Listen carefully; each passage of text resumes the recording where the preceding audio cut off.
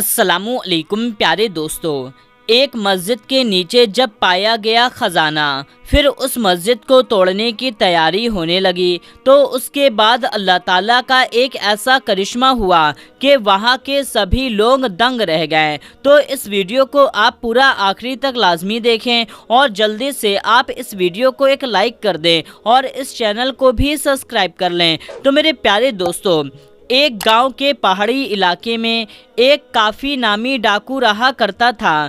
ڈاکو کئی راجاؤں سے ان کی دولت لوٹ چکا تھا اور کئی گاؤں کو بھی لوٹ چکا تھا، اور اس کے پاس بہت زیادہ مال و دولت خزانہ آ چکا تھا۔ اس کے پاس اتنا زیادہ خزانہ تھا کہ کئی راجا اس کے پیچھے پڑے ہوئے تھے کہ اس ڈاکو کو کیسے بھی کر کے پکڑا جائے اور اس کے پاس سے اپنا خزانہ واپس لیا جائے۔ ایک دن کیا ہوتا ہے کہ یہ ڈاکو پہاڑی کے اوپر آرام کر رہا ہوتا ہے، تبھی ان کا ایک ساتھی آ کر کے کہتا ہے کہ راجا کی بہت بڑی فوج ہماری طرف آ رہی ہے، یہاں سے جلدی جلدی بھاگو۔ تو پھر ڈاکوؤں کا جو سردار ہوتا ہے وہ اپنے ساتھیوں کو حکم دیتا ہے کہ ہمارے پاس جو بھی دولت ہے ساری دولت سمیٹ لو، سارے خزانے کو سمیٹ لو اور لے کر کے یہاں سے جلدی بھاگو۔ تو ڈاکو اور اس کے ساتھی جو ہوتے ہیں تمام خزانے کو لے کر کے اس پہاڑی علاقے سے نکل کر کے ایک گاؤں کی طرف بھاگ رہے ہوتے ہیں کہ اسی وقت راجا کی سینا ان کے اوپر حملہ کر دیتی ہے۔ ڈاکو میں اور راجا کی سینا میں کافی لمبی جنگ ہوتی ہے۔ ڈاکو کا سردار اور کچھ ساتھی مل کر کے سارے خزانے اس گاؤں میں ایک جگہ پر دفن کر کے چھپا دیتے ہیں تاکہ کسی کو پتہ نہ چل سکے، اور بعد میں آ کر کے ہم اس خزانے کو نکال لیں گے۔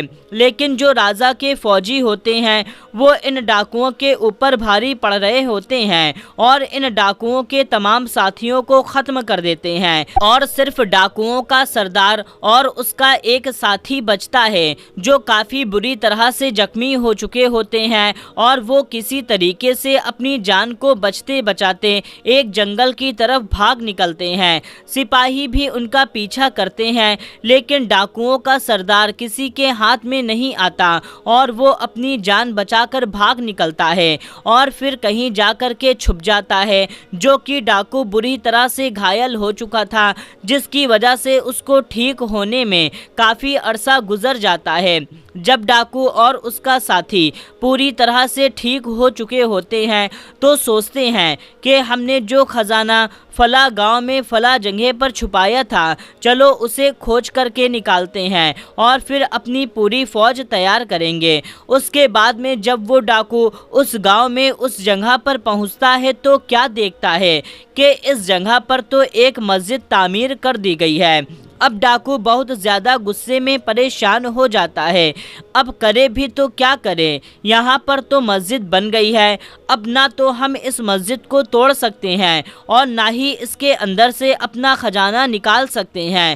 ڈاکو اور اس کا ساتھی بہت زیادہ پریشان ہو جاتے ہیں کہ اب اس خزانے کو کیسے حاصل کیا جائے۔ اس کے بعد میں وہ ڈاکو اس مسجد کی دیوار سے سٹ کر کے بیٹھ جاتا ہے اور بہت زیادہ افسوس کر رہا ہوتا ہے کہ اتنے میں اس کے دماغ میں خیال آتا ہے کہ کیوں نہ میں اس مسجد کا امام بن جاؤں اور اپنے ساتھی کو مؤذن بنا لوں، پھر ہم دونوں ایسا کرتے کرتے رات میں خزانے کو نکال کر کے یہاں سے بھاگ جائیں گے۔ لیکن ان کے سامنے سب سے بڑی پریشانی یہ تھی کہ مسجد کا امام بنا کیسے جائے، کہ ڈاکو کو نہ تو عربی پڑھنا آتا تھا اور نہ ہی اسے قرآن پاک کی کوئی سورہ یاد تھی۔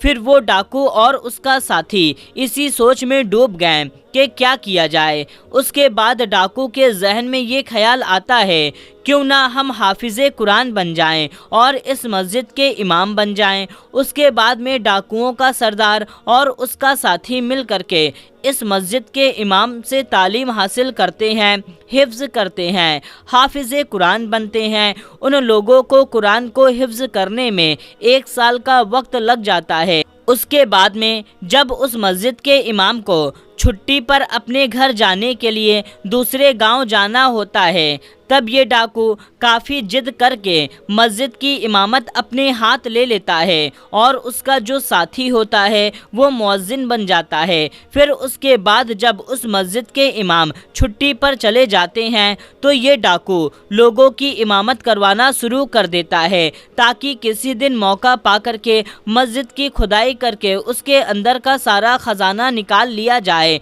और इसी फिराक में ये दोनों लगे रहते हैं। लेकिन होता कुछ यूं है कि जब ये लोग रात में मौका पाते और सोचते कि मस्जिद की खुदाई की जाए, तब कोई ना कोई शख्स मस्जिद में आ जाता और नमाज पढ़ना शुरू कर देता, बैठ करके वहीं तिलावत करने लगता या इबादत में लगा रहता, जिस वजह से इनको मौका ना मिल पाता कि हम इस मस्जिद की खुदाई कैसे करें। अगर किसी को पता चल गया कि इस मस्जिद के नीचे खजाना छुपा हुआ है तो लोग खजाना निकाल लेंगे और राजा को दे देंगे। ऐसा ही करते हुए कई दिन गुजर जाते हैं और ये डाकू अपने प्लान में कामयाब नहीं हो पाता।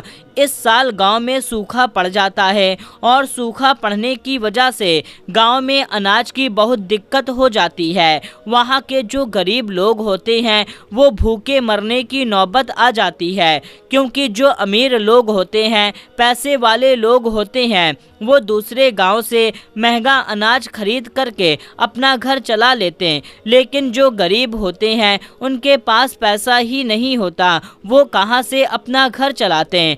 अब दिन रात लोग मस्जिद में ही रहते हैं और दुआ करते रहते हैं और रो रो करके गिड़गिड़ा करके दुआ करते हैं। अब जो डाकू था हुआ कुछ यूं कि उसका दिल धीमे धीमे पिघलने लगा। लोगों की चीखो पुकार, उनका दर्द, उनका रोना, छोटे छोटे बच्चों का भूखा रहना, उनका बिलखना, ये सब देख करके उस डाकू के दिल में नमी पैदा हो गई और लोगों के लिए हमदर्दी पैदा हो गई। अल्लाह तबारक व तआला ने उसके दिल में दूसरे लोगों की मोहब्बत डाल दी।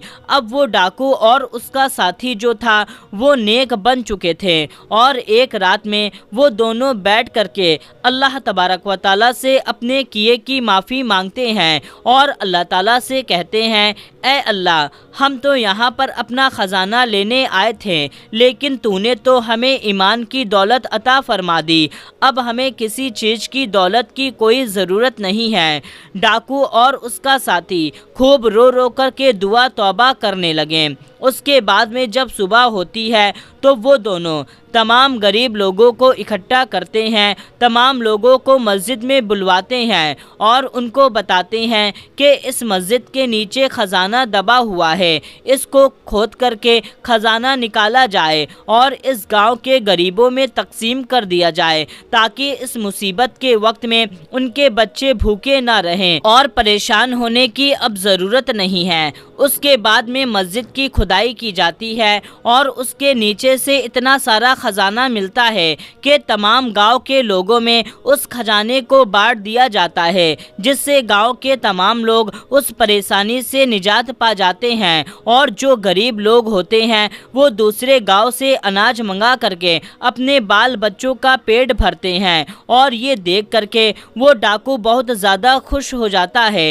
इससे ज़्यादा खुशी उसे आज तक कभी ना मिली और वो अपने दिल ही दिल सोचने लगा कि या अल्लाह, तेरा लाख लाख शुक्र है कि ऐसी खुशी, ऐसा सुकून आज तक मुझे नसीब नहीं हुआ। मैंने इतने घर लूटे, इतने गांव लूटे, इतने राजाओं को लूटा, लेकिन ऐसा सुकून मुझे आज तक कभी ना मिला।